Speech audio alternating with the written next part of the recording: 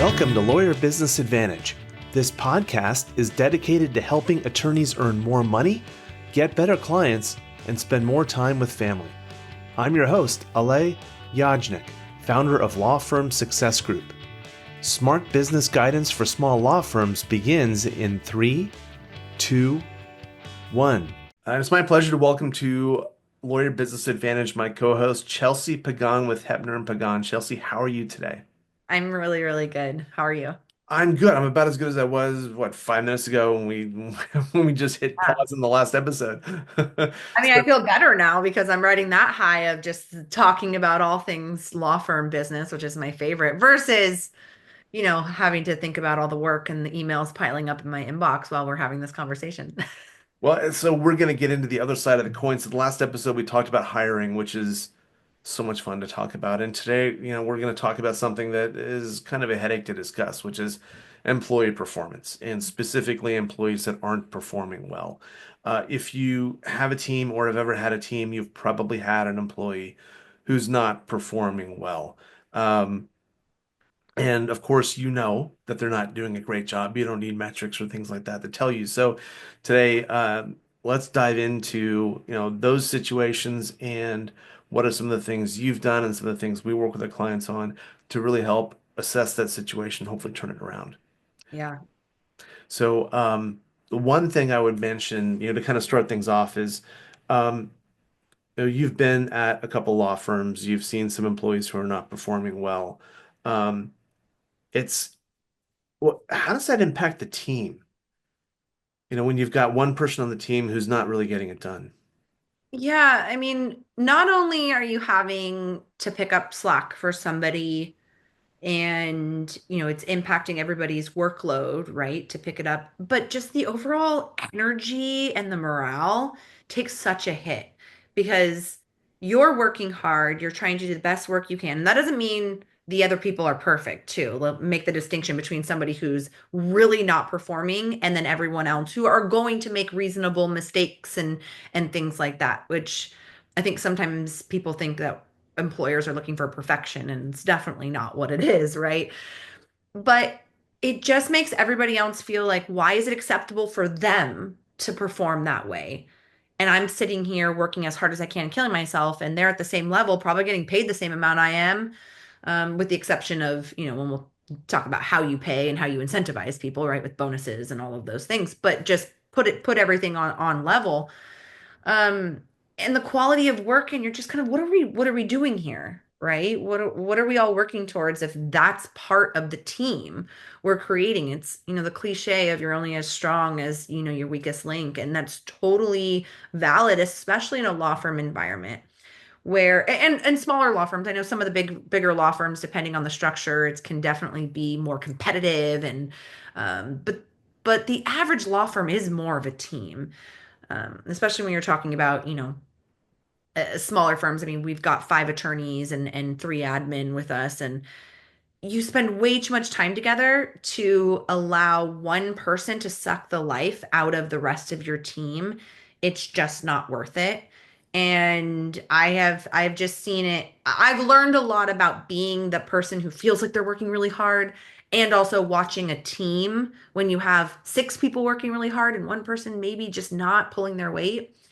You feel it. You feel it. And once you do, it impacts everything else. You talk about it more than you need to. And you're trying to protect all your, to protect all your employees from the negative exposures. It's a really, really negative balance. It is, and it makes it really hard to grow your firm and to keep it a fun place to work. There's nothing that demotivates a team faster than having someone who is not doing well and is being tolerated. You know, Yeah. that's the hard part.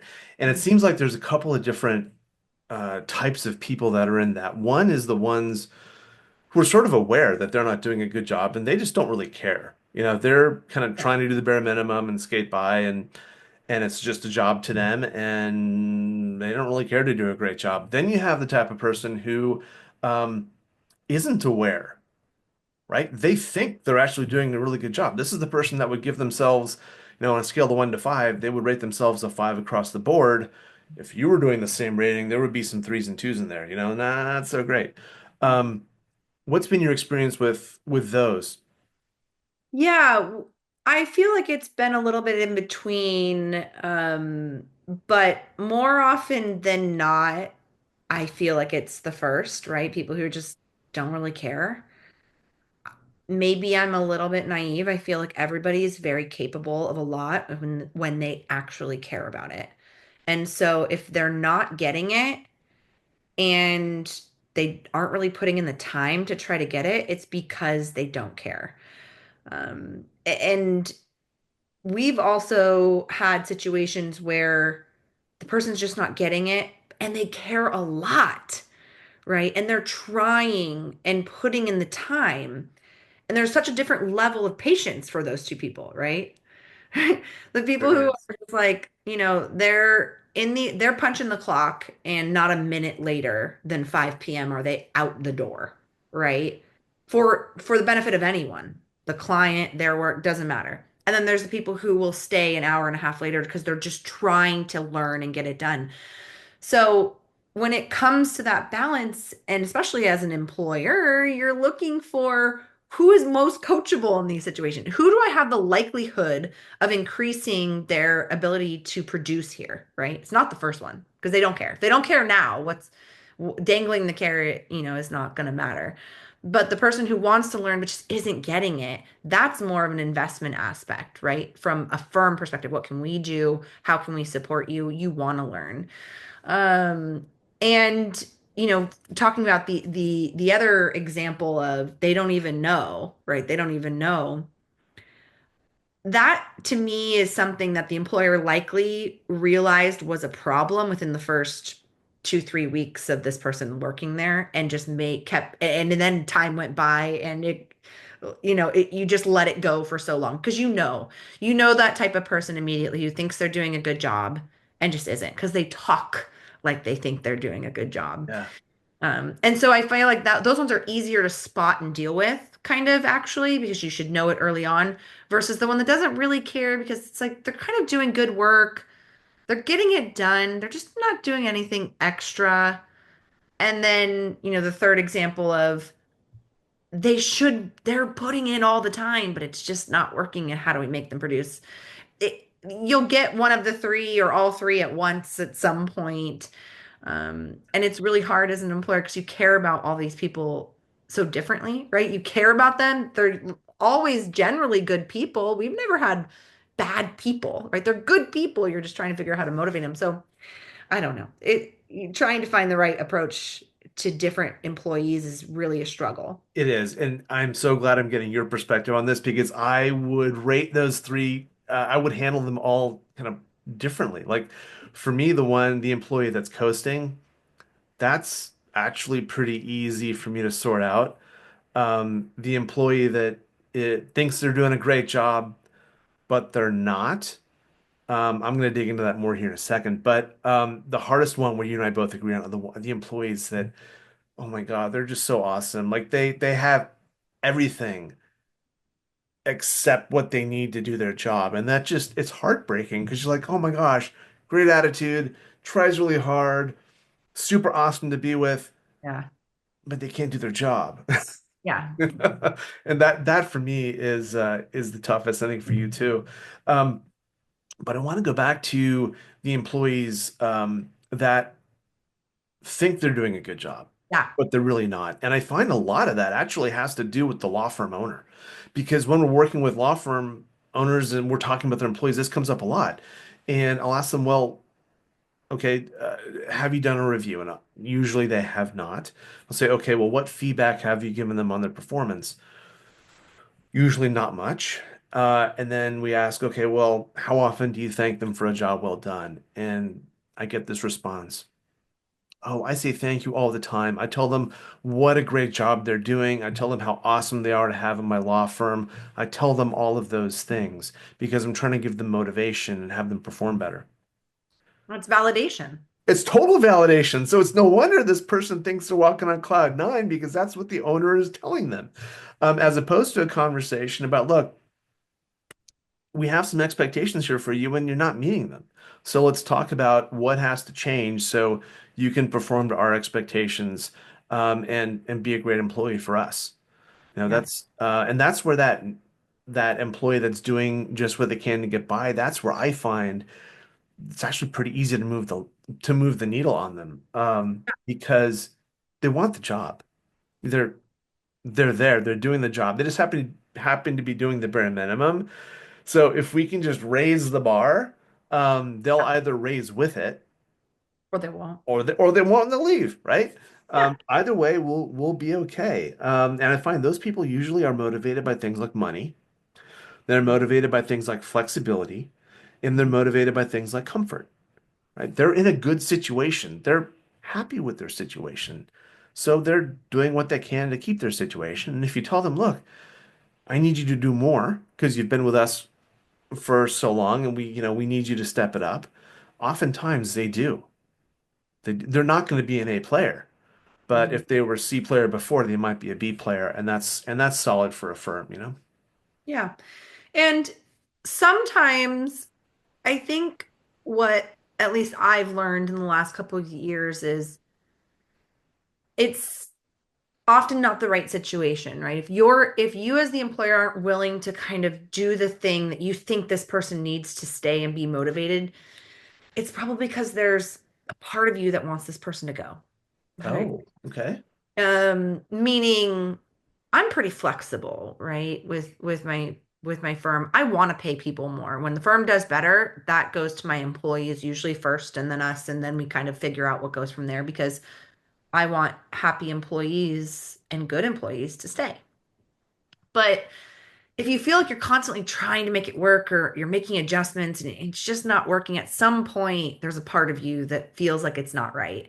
And maybe that employee would be better somewhere else, um, even if it meant losing somebody that you liked or did okay work, right? Either your style isn't motivating them. I'm particularly like my style, maybe my managerial approach, my incentives might not be working for them. I don't pretend to know the perfect way to deal with every personality or an employee. And that's okay sometimes, even though it can feel hard in the moment, right? It's okay to let people go if it's a situation where it's not feeling right versus the A player that you're really trying to do everything you can to keep and see what else you can bring into the mix. We've had a lot of changes over the last couple of years, and all of those changes have been really good.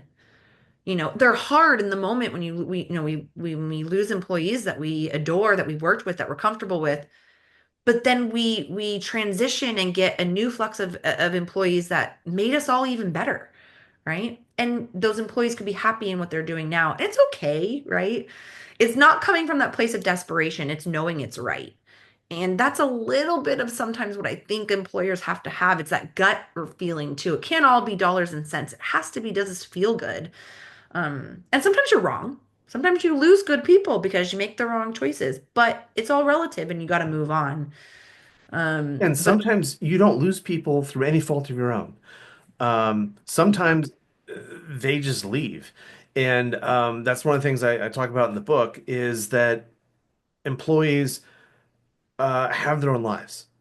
And so oftentimes they will leave for reasons that are completely outside of your control. Mhm. They may have a spouse that has a health issue, or a parent that has a health issue, or a child, heaven forbid, or they have to move somewhere, or their finances get really, really good. Maybe they're all in on Nvidia and they're multimillionaires, and they're retiring, or maybe the finances get really bad and they have to leave. Who knows? But people leave a firm for their own reasons, and oftentimes it's completely out of your control as the owner. Yeah. And we've definitely had that experience too. And then we've had experience of people saying like, "Hey, I have an opportunity to make more money, and if you can't match it, I gotta go." And again, sometimes it's like, What do you do? "Yeah, you gotta go." Like we can't match that. It's just not in our wheelhouse. Even if we could, maybe it's not the right fit, right? It's all that balance. And I never take that stuff personally. I just feel like people come and go. Um, and going back to my other example, I also really, really loved it when I have employees that are leaving and want to leave on a positive note, and we've done that work. That's the part of the business that isn't business. It's a little personal, but it's all how you take it, right? And how you set things up to have good relationships and be open and honest. If you're just sugarcoating, like the example you said about the validation, you're not making that person better, and you're actually making them leaving or possibly having to fire them that much harder on yourself because they're like, I thought everything was fine. Right? Instead of having like progress reviews and plans and conversations and documenting, say, if this employee leaves or we fire them, we kind of know why, right? It just wasn't a good fit. Versus like, wait, we got along so well, and now you have somebody else. I don't know. And I'm always working on this, and I've definitely made a lot of mistakes in business that I've learned from, but that's kind of part of the process, especially when it comes Totally.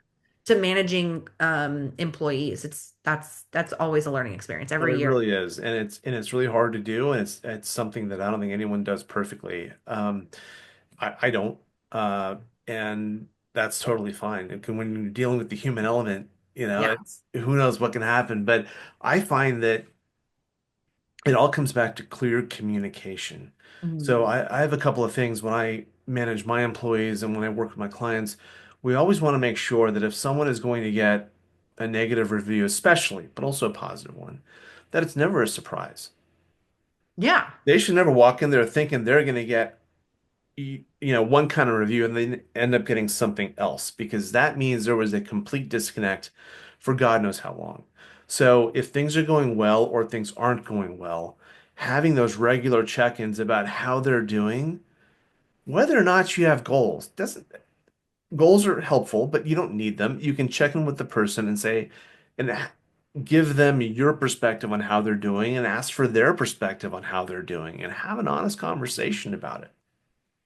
And you can do them in little doses. What I found really valuable with my employees is if something went wrong, I don't just say, I'll just fix it and deal with it later and don't give them any feedback, right? I try to give them feedback in the moment, like, hey, I'm not sure where the disconnect was on this, but this is what I've asked for, X, Y, and Z. So they already know that that was a problem. Or if something, something is missed, I go, tell me where we went wrong. And I really try to use we a lot because as a team, it's really important. And if my staff did something and I need to know if I've explained it differently or wrong to them at some point, where did we go wrong? And then I say, okay, we've talked about this. We've done this, so this is a problem. Let's make sure it not happen again. And then we move on. I'm not like sitting there in my office like steaming and then gonna be rude to them later, right? You deal with it, you move on. We're all adults. We all make mistakes. I'm definitely not perfect. How many typos has my staff, caught for me in emails and things like that? I'm like, thank you. Right? That's the whole purpose. But they also trust that, I'm gonna hold myself accountable first, and I'm also gonna assume that I maybe made the mistake in communication first until I clarify with them, right? Say, hey, what did I communicate to you? I just want to make sure I understand. And they say, oh, you said this, this, and this. I could say, you're right. I did say that. And you did exactly what I asked for. You did it wrong because I asked you wrong versus just assuming that they did and coming down on them. Because then you have this, over the course of several months, you have 4 or 5 incidences that you've talked to them about, and you have a review and you say, how do you think things are going? We had these couple things happen. I've seen improvement here, but this is where I didn't. So I always am just kind of like deal with it right then. Obviously, not in a reactive way, but deal with the issue, ask the questions, clarify. Then they just learn something and they learned it instantly versus waiting 3 months for a review that Yeah. you're going to have, right? Yeah, that timely feedback is oh so critical. And attorney entrepreneurs, if you're looking for a quick primer on how to manage people, check out the 1 Minute Manager by Ken Blanchard. He talks specifically about that the best time to give feedback is right away, right when the situation's happening, because it's fresh in their minds, fresh in yours, and you can really have that conversation. Um, love the comment about keeping it focused on the team, right? You're not singling them out and blaming them, being disrespectful towards them. That's all wonderful and appropriate. And it's something to bear in mind, especially when someone makes a mistake. It can really piss you off. Like I can get really, really angry when people make mistakes to where I think they should have known better. Right. I just recently had a couple of these instances happen where I was fuming. Oh my gosh. And I had to take a breath and take more like a half an hour to get my situation under control, my emotions under control, so I could have a good conversation and a respectful conversation with the person about the issue, not about them. And I think that's really important is to keep that respectful, keep it focused on the issue and talk about, what they need to do differently and what we need to do differently as a team so it doesn't Yeah. happen again. Yeah, I agree. I get so much of a better response that way. And it took me a long time to reframe that mindset. And I just realized that my team was so much more committed to learning and helping me brainstorm how we can have systems to avoid those miscommunications. Because they're saying, oh, I see, you told me this, I took it as this. And then they're coming to me and say, hey, I have an idea of how we can fix that so we don't have that miscommunication in the future. And I'm going, that's great. At the end of the day, all I care is that you and I understand each other. And I can make tweaks as a big business owner for the team that I have. If they need something from me in a different way, so that we can all do our job better, I can also change. I think too many business owners are a little unwilling to make changes and expect all their employees to conform to them. And I actually think it should be substantially the other way around. With some boundaries, right? With some things like, hey, this is the way I like this done, and this is why, and I'm not going to change this, but I can change all of these other things. But from a performance point of view, I have found that since implementing a little bit more of this team mentality and getting a little bit off my high horse, I guess, in the first couple of years, I think I was, and that's just a learning experience of being a business owner and a team leader in general.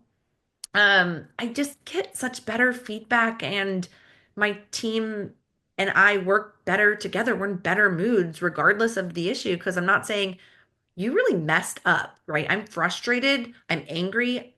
Those feelings I feel like are very personal feelings versus business feelings versus like, how can we prevent this from happening again? Because that's at the end of the day, the issue happened. The error happened. We can't go back in time, but we can make sure it doesn't happen again. Yeah, absolutely. And while we're on the topic, I have to bring this in because this is such a situation with so many law firm owners. We've got the ones who, are giving great feedback to employees, even when the employees may not deserve it. Like, great job, you're doing wonderful, you're so awesome, can't run the firm without you. But there's also the kind of attorney who is hypercritical and only talks to their employees about something performance related when the employee does something wrong. And that's not good either. Oftentimes, and this is in the 1 Minute Manager, there's a phrase that you may have heard of called catch them doing something right. Hmm. And especially with new employees, it provides positive reinforcement like, hey, you know what I like? I like what you did there when you were drafting this document. You did this correctly, made me feel great. Um, I now know that I can trust you with this stuff, and it really reduced my peace of mind. So, or really improved my peace of mind. So, thank you very much. That kind of positive reinforcement also goes a really long way. So, it's definitely a balancing act.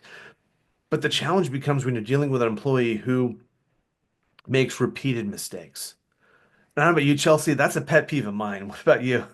Oh my God, when it's the same thing over and over again, and you're just like, how do I get this through to you in a way that will stick? Because what we're doing now is not working and we do not have time for it. That is my biggest pet peeve. I've never minded an employee who has lots of questions, even if they ask the same question several times.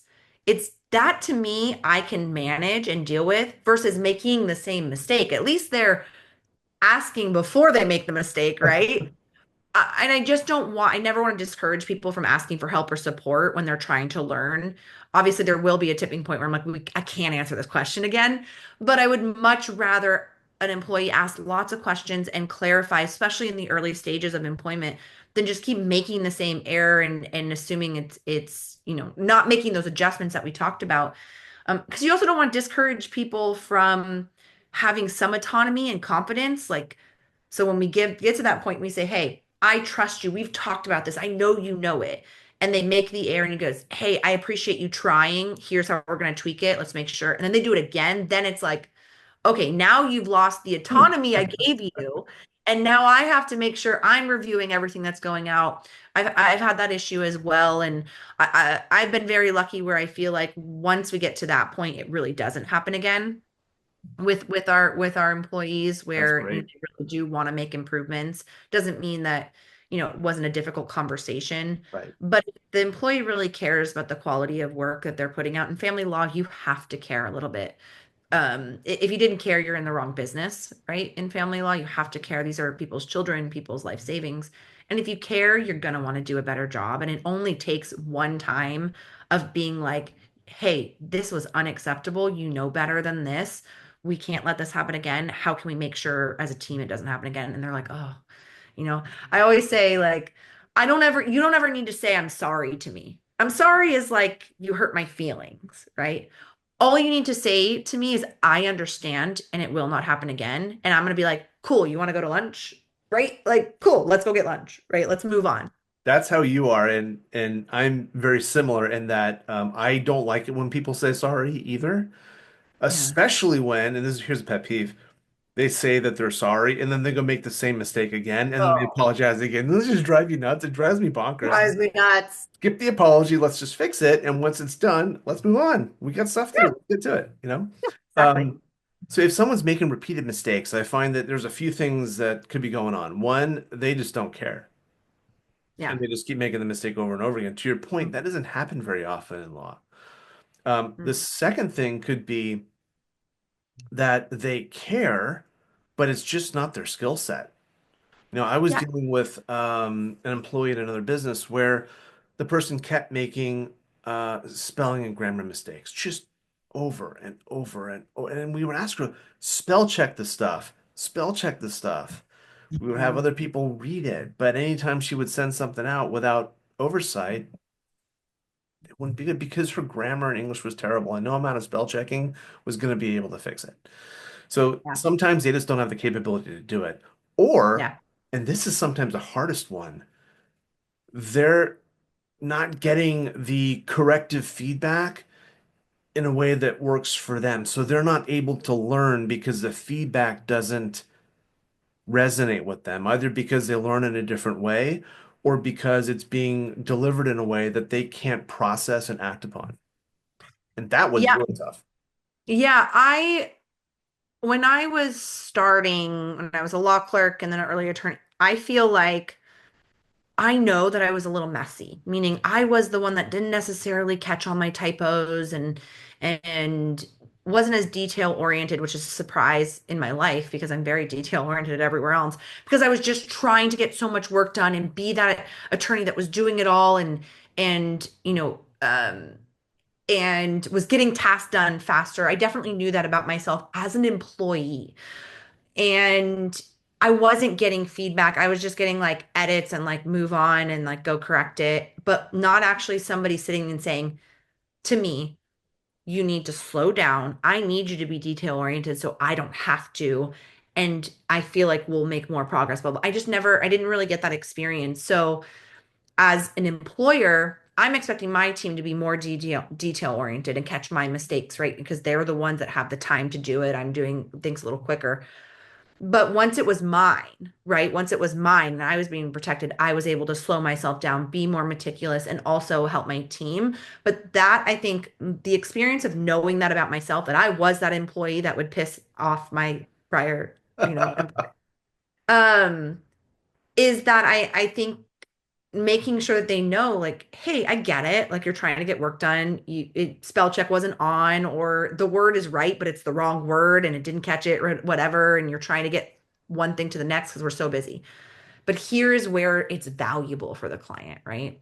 And so I would rather you take 5 more minutes and do one final spell check, or if you really need to move on, ask the admin team to do a spell check or an edit for you.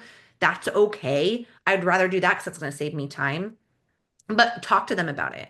And I think being able to be a little self-reflective of myself as an employee while I'm managing a team has been very helpful to me. I wasn't as self-reflective in the early days when I was an employee for sure. I just thought I thought I was somewhere between, right, doing great work, but also knew that I was a little messy, but just feeling like it wasn't a big deal because they weren't saying anything to me, right? I Right. was like, oh, it's fine. And so I'm really thankful for a lot of those different experiences, working at different firms, working for different people who I learned a lot from, respected, because it's all made me really conscious of, okay, how can I help this person do the best job possible? And if I've done everything I can think of, then at some point that's just that employee. Right, exactly. And something that's when you sometimes have to cut the cord, but that's a topic for a whole nother episode. Um, Folks, if you have access to Audible or Amazon, and you want to learn more about hiring or uh, developing employees, getting them ramped up, check out the book I wrote, Staffing Up: The Attorney's Guide to Hiring Top Talent. It's on Audible, it's on Amazon, it's a quick read, and I think you'll also enjoy it. The other good recommendation is the One Sorry, I Minute was checking my Manager. books. I was checking my books. I'm gonna cut you off. I was like, wait, I have this book. Is it in my office or it's in my office at home? Because I was like, oh, I was gonna grab it. And it's like, don't you think I was looking? But it's I have my books in my office. I love that book.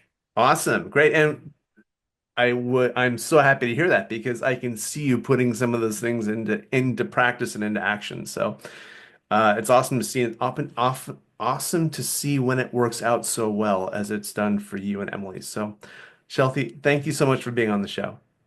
Thank you. And that's a wrap for this episode of the Lawyer Business Advantage podcast. One thing that would really help both us and other new potential listeners is for you to rate this show and leave a comment in iTunes, Stitcher, or wherever you tune in to listen. And I want to hear from you, so connect with me on LinkedIn and let me know what you think of this episode. And if you are a solo or an owner of a small law firm and you're looking to earn more money, attract better clients, or reduce your stress, we would love to talk with you to see how we can help. Request your free law firm assessment by visiting lawfirmsuccessgroup.com. Again, that URL is lawfirmsuccessgroup.com. We look forward to talking with you soon. Thank you for listening. My name is Alay Yajnik. Until next time, remember, you can seize freedom, you can embrace happiness, you can build your perfect practice.